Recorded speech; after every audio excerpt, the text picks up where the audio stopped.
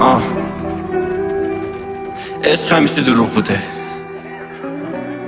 عشق برای این بوده که تو بفهمی آدمای درست کیان و آدمای غلط کجای مسیر زندگی تو گرفتن. عشق فقط یک کلمه است. فکر نکنم بعد من اون تو رو بخوادت،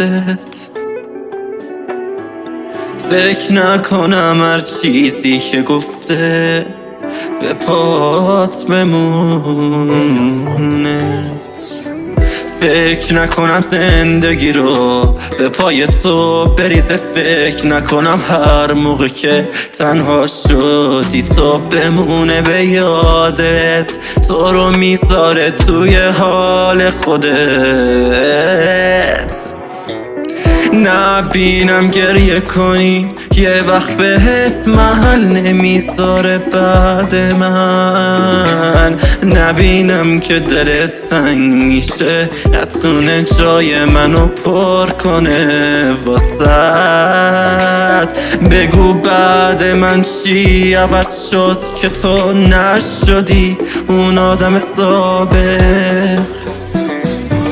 من بعد تو زندگی رو ساختم اونجوری که میخواستی تو که میگفتی بال پروازمی چرا برامو چیدی تو. مگه دل ندارم؟ مگه یه وقت عاشقت نمیشدم؟ برات بازی ها رو چیدم.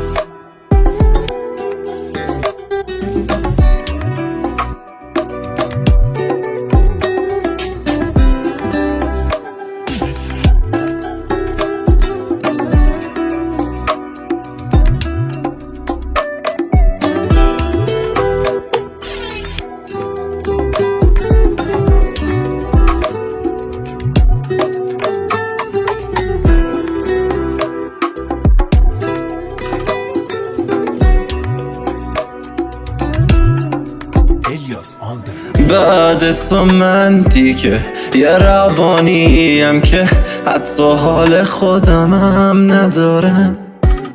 بی تو انگار زمونه رو سرم خراب شده، تنها درمان عشقم فقط عشقته. نمیدونم بعد تو من باید چی کار کنم با آدمای وحشی.